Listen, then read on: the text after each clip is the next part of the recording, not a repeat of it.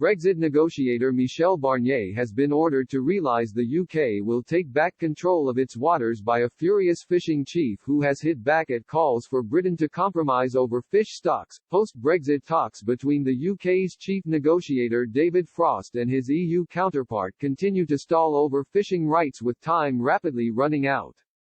Britain will leave the controversial Common Fisheries Policy at the end of the Brexit transition period on January 1. The one-sided treaty agreed in the 1970s allows EU member states to plunder the UK's rich exclusive economic zone (EEZ), which extends 200 nautical miles from the coastline.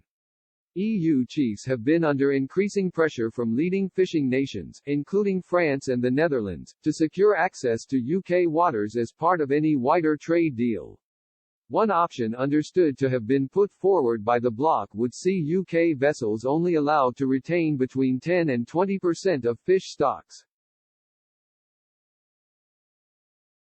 Barry Dees, CEO of the National Federation of Fishermen's Organisations (NFFO), has condemned the negotiating mandate of the EU and demanded the UK have at minimum of a 50% share. The NFFO represents fishermen in England, Wales and Northern Ireland, and Mr. Dees has highlighted the disparities already faced by industries across the UK.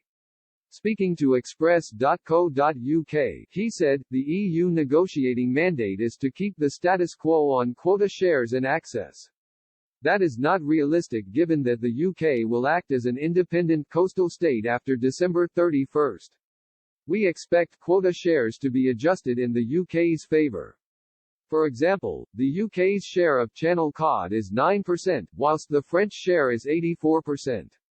We would expect that to be adjusted to something like 50%. The leading fishing chief also took aim the EU for attempting to use fishing as leverage in blocking a formal trading relationship with Europe and accused Brussels negotiators of playing Russian roulette with nobody winning.